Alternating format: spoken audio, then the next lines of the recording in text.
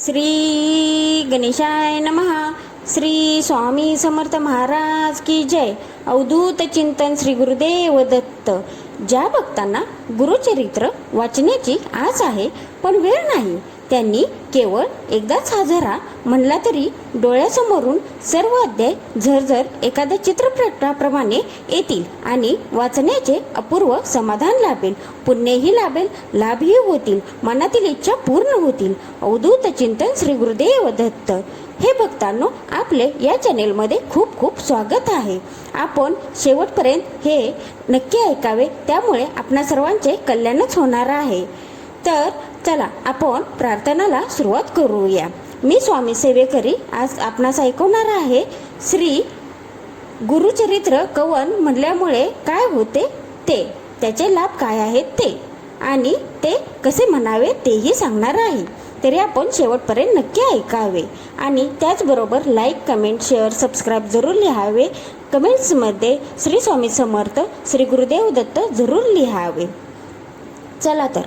वक्रतुंड महाकाय सूर्यकोटी समप्रभ निर्विघ्नं कुरु मे देव सर्वकार्येषु सर्वदा. ओम भूर्भुवः स्वः तस्य वितुर्वरेण्यं भर्गो देवस्य धीमहि धियो यो न प्रचोदयात्. गुरुर्ब्रह्मा गुरुर्विष्णु गुरुर्देवो महेश्वरा गुरु साक्षात् परब्रह्म तस्मै श्री गुरुवे नमः. शांती शांती शांती. सर्वमंगलमांगल्ये शिवे सर्वार्थसाधिके शरण्ये त्र्यंबके गौरी नारायणी नमोस्तुते. श्री स्वामी समर्थ महाराज की जय. अनेकांना या कालावधीत दत्त उपासना म्हणून गुरुचरित्राचे वाचन करावेसे वाटते, परंतु त्यासाठी पुरेसा वेळ, वातावरण, संबंधित नियम या गोष्टींचे पालन करता येईलच असे नाही. अशा वेळी मनोभावे केलेली दत्त प्रार्थना सुद्धा गुरुचरित्र वाचनाची अनुभूती देईल, असे लेखक रवींद्र वासुदेव गाडगीळ यांनी नमूद केले आहे. याबाबत ते त्यांच्या दत्त मंदिरातील आठवण आणि दत्त कवन दत्त भक्तांसाठी देत आहेत. हे आपण शेवटपर्यंत नक्की ऐकावे. आमच्या शिरपूर येथील दत्त मंदिरातील दर गुरुवारची संध्याकाळ दिवे लागण्याची वेळ. पंचपदी म्हणून भजन संपवून भक्त महिला भजनी मंडळ घरी जायला म्हणून उठू लागत, तेव्हा माझी आई श्रीमती विजया वासुदेव गाडगीळ आपल्या गोड स्वरात हा झरा हमखास म्हणायचे. ऐकायला अतिशय गोड असा हा झरा खरेच दत्ताला तन मन धनाचे विनवणी करून जात असे की डोळ्यातून झरझर अश्रूची धार लागे. आजही आत्ताही. अनुसूयेच्या सुता दत्ता तुझा चिचेरे आसरा, सद्गुरु राया तुझ्या कृपेचा सतत वाहू दे रे झरा. कपट वेश धरुनी गुरु तुम्ही अत्री घरी आले, पतिव्रतेच्या पुण्याईने बाळ तिथे झाले. भक्तासाठी जन्मही तुमचा भक्ता उद्धारा, वांजेची ती भक्ती पाहुनी दिदले संततीला. दुग्ध फोडिले भिक्षेसाठी वृद्धची महिषाला, वेल उपटूनी कुंभार पेला भक्ताला द्विजवरा. अन्न अल्पची तुझ्या कृपेने सहस्त्र द्विज जेविले, मूर्ख ब्राह्मणा भुवनेश्वरीला ज्ञान प्राप्त झाले. अष्टही रूपे दीपवाळीला दाविले शिष्यवरा, अल्पमतीने पुष्प गुंफिले साक्षपटाया जरा. विनहू अनंता दर्शन द्यावे जोडून आपले करा, अंत नका हो बघू नका मुळी या हो या सत्वरा. किती पवित्र भक्तीने ओथंबलेले शब्द, साधेच परंतु प्रभावी. गीतकार अनंत वैद्य यांनी अगदी मनापासून रचले आहे. जीव ओतून त्याला गायले व संगीत दिले आहे. भ कीर्तन सूर्य श्री नारायण बुवा काणे यांनी. गुरुचरित्राचे सारच, सर्व अध्यायांची दखल घेतलेले अद्भुत मिश्रण, जणू दत्तभाऊनीच.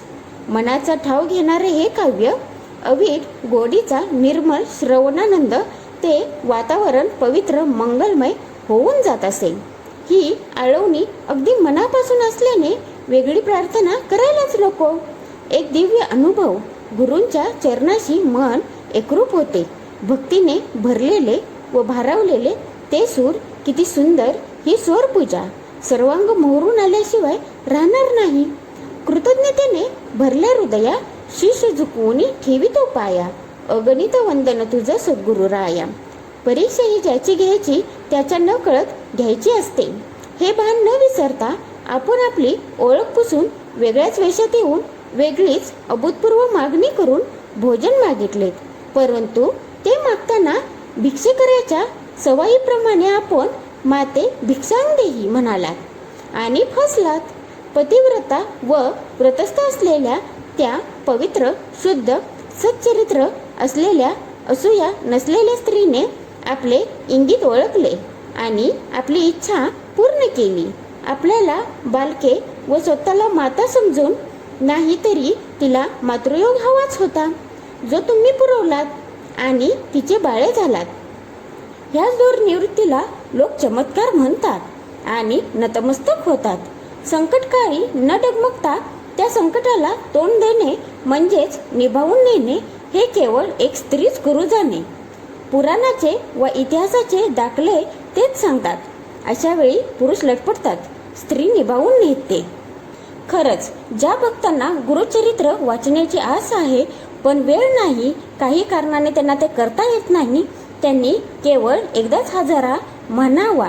त्यामुळे आपणाला त्याचे सर्व पुण्य मिळेल, समाधान मिळेल. त्याचबरोबर आपल्या मनातील इच्छाही पूर्ण होतील. अवधूत चिंतन श्री गुरुदेव दत्त.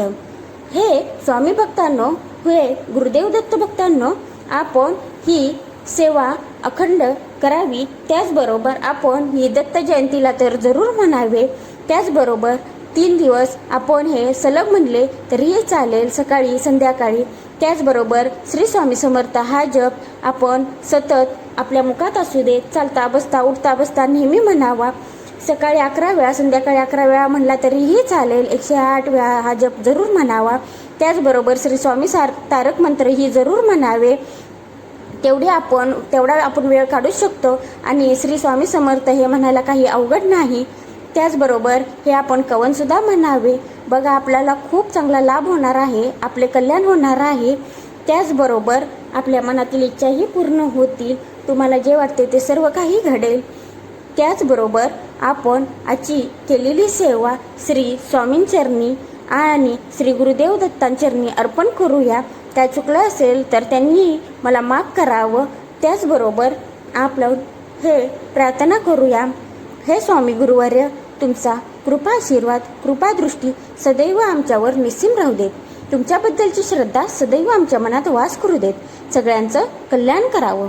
काय चुकलं असेल तर आम्हाला माफ करावे. तुमचा वरदहस्त सदैव आमच्या मस्तकावर निस्सीम असू देत आणि आमचे मस्तक सदैव तुमच्या चरणी लीन असू देत. श्री स्वामी समर्थ. जय जय स्वामी समर्थ. आपण नेहमी नामजप हा जरूर करावा. श्री स्वामी समर्थ हे चालता, ज्याला वेळ नाही त्यांनी चालता बसता उठता काम करताना म्हणले तरीही चालेल, पण नेहमी आपल्या मुखात श्री स्वामी समर्थ, श्री स्वामी समर्थ, श्री स्वामी समर्थ हे सदैव राहू देत. स्वयंपाक करताना तर अतिउत्तम, कारण त्यातून आपल्या दुसऱ्यांच्या पोटातनी म्हणजे ह्याच्यातने पण भक्तिभाव जातो, ते आचरणात आणतात. हे मी तुम्हाला आवर्जून सांगते. त्याचबरोबर आपण ही दिलेली माहिती आपण इतरांना, नातेवाईकांना, आपल्या मित्रमंडळींना आपण शेअर करावी. त्यामुळे त्यांच्यापर्यंत पण ही सेवा पोहोचेल, सेवा घडेल, त्यांच्याकडूनही तुमच्याकडूनही सेवा घडेल. त्याचबरोबर आपण लाईक, कमेंट, शेअर, सबस्क्राईब जरूर करावे. अशा प्रकारे याची केलेली सेवा श्री स्वामींचरणी अर्पण करते. श्री स्वामी समर्थ. जय जय स्वामी समर्थ. चला तर आपल्याला कमेंट्समध्ये श्री स्वामी समर्थ आणि श्री गुरुदेव दत्त हे जरूर लिहावे. श्री स्वामी समर्थ. जय जय स्वामी समर्थ.